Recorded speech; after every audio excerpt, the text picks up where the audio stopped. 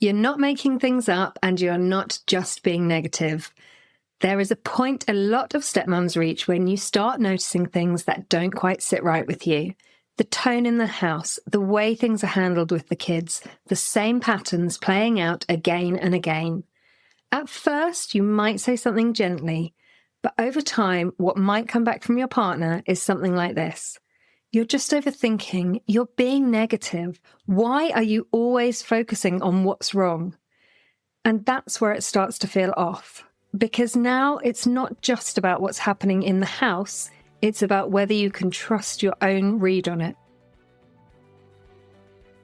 Hello, everyone, and welcome back to Stepmum Space Listener Questions with me, Katie South, where each week I take one of your questions and talk it through here. Not just to reassure you, but to help you understand what might actually be happening underneath. As always, the names are anonymised, but the feelings and situations are very real. This week's question comes from Georgie. She says, I feel like I've become the one who notices everything that isn't working in our house. But when I bring it up, I'm told by my partner I'm being negative. Do I stop saying things or keep pushing it? Thank you so much for your question, Georgie. And I know a lot of women will have encountered this dilemma as well. So if this is you, let's slow this down properly, because there are two things happening here at the same time. The first is this. You've become the one tracking what's not working. You're the one noticing what's going on. You're the one spotting the tensions. You're the one anticipating what's building underneath. Now that in itself is not a problem. In most relationships, one person is usually more attuned to that layer, and I'll go out on a limb and say it's usually a female. But the second thing is what turns this into something much heavier. You're not just noticing it, you're holding it on your own. And in stepfamily systems, that happens a lot. Because you're in a position where you're affected by what's going on, but you don't always have clear authority or shared ownership or a defined role in shaping what goes on. So you see these things, you feel the impact of these things, but when you try to name them, it doesn't land as neutral information. It lands as criticism. And that's where the issue starts. You raise something because you're trying to improve the environment. Your partner hears it as something being wrong with them or their parenting or their child. And what do? They defend. Then you either push harder, which causes them to defend harder, or you start holding it in. Now here's the problem. If you keep pushing everything you see, you will get positioned as the negative one. But if you stop saying anything, you will slowly disconnect and build resentment. So the answer is not as simple as say nothing or keep pushing. Both of those keep you stuck in the same role. What needs to change is how you're positioned in the system and how much you're taking responsibility for. So let's get practical, okay? Because there are a few shifts here that actually make a difference. The first is this. You need to separate noticing from fixing. Right now, those two things are fused together. You see something, you feel responsible to address it, you bring it up. But not everything you notice is actually yours to carry. A useful question to start asking yourself is this mine to raise or is this mine to observe? Because if you try to act on everything you see, you will exhaust yourself and you will create more resistance. For example, your partner lets something slide with his child that you wouldn't. Maybe it's about food or manners or screen time, and you feel it straight away. It does not sit right with you. Now, the instinct is to say something, to correct it, to point it out, to improve it. And of course, you're doing this all with the child's best interests at heart. But instead, this is where I want you to pause and ask, is this something I need to raise, or is this something I can notice, understand, and leave with him? Because if it's about his parenting style, in his relationship with his child, and it's not harmful or crossing a clear boundary for you, that might be something to observe.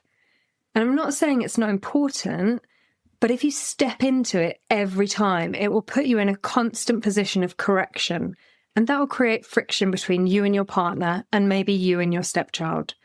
So if you compare the example about food or screen time to something like plans being made that directly affect you without you being considered, or something that changes the emotional atmosphere of your home in a way that impacts you, that's yours to raise, because now it's not just about noticing, it's about your position in the system. That distinction is what stops you from carrying everything while still not disappearing from the dynamic. Now, the second shift is about how and when you raise things. Most stepmums raise things in the moment or close to it.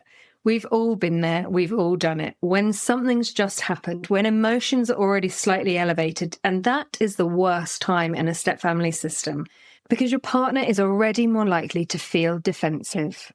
You will get further by choosing one or two things that actually matter and raising them outside the moment. Calm, specific, and clear. Not a running commentary on what's not working.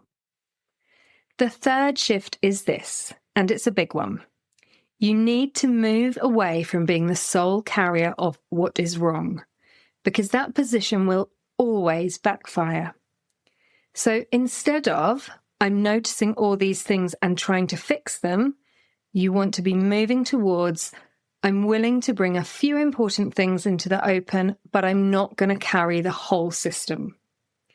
Now that might mean allowing some things to sit, not because they're not important, but because you're no longer over-functioning around them. And this is where it often feels uncomfortable, right? Because stepping back can feel like you're letting things slide. But actually, what you're doing is rebalancing responsibility. The fourth piece is about your partner. Because if every time you raise something, you're being told you're negative, that's not just about your delivery. That's about how feedback is received in your relationship. So at some point, this does need to be named directly. Not through the content of what you're raising, but the pattern itself with your partner.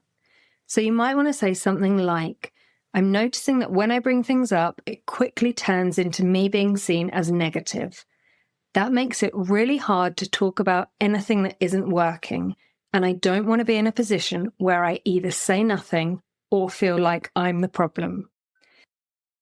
Now, this shifts the conversation from what you're saying is wrong to we have a problem in how we handle this together.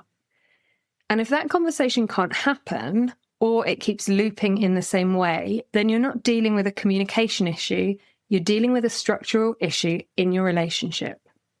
Because in a functioning couple dynamic, there is space for discomfort. There is space to say, this doesn't feel right, without it immediately turning into defensiveness or dismissal. And if that space isn't there, you will keep ending up here, questioning yourself, holding more than you should, and wondering whether to stay quiet or keep pushing. So the short answer to your question, Georgie, is don't silence yourself, but also don't carry everything. Get more selective, get more intentional, and pay close attention to whether your partner can meet you in that, or whether you're still being left to hold it alone. Because you are not wrong for noticing what's not working, but you do need to stop being the only one responsible for it. If this is something that's been building for a while, it's really hard to shift it by just handling it better in the moment. This is exactly the kind of dynamic I work on in couples coaching, where we look at how these patterns form and how to change the way you're relating to each other around them. It's also something we explore inside Back in Control, where stepmums start to separate what's theirs to carry from what isn't. And that alone can change a lot of the pressure. If you'd like to find out any more about the programs or coaching, you can find my contact details in the show notes, and please do get in touch. For now, just hold on to this. Noticing things isn't the issue. Doing all the holding, naming, and pushing on your own is, and that is the part that needs to change. We'll be back next week with another listener question. Till then, take care. And before we finish, if you're listening to Stepmum Space and recognizing yourself in the constant adjustment, the walking on eggshells, the anticipatory anxiety before contact, or the way one message can derail your whole week, that doesn't make you weak. It's a position many stepmums find themselves pulled into inside complex stepfamily systems, and it's more common than people realise. Back in Control is my structured programme for stepmums who are ready to move out of chronic vigilance and into steadiness inside their own home. It's psychologically grounded, contained, and designed specifically for stepfamilies where dynamics feel destabilising. If you're ready for more than just insight, search Stepmum Space Back in Control and you'll find the details. Back in Control, structured support for stepmums who are done walking on eggshells and are ready to feel steady again.